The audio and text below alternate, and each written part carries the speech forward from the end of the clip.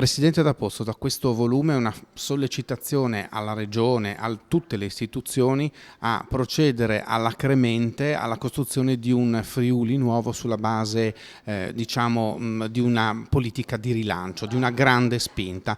Condivide questa impostazione?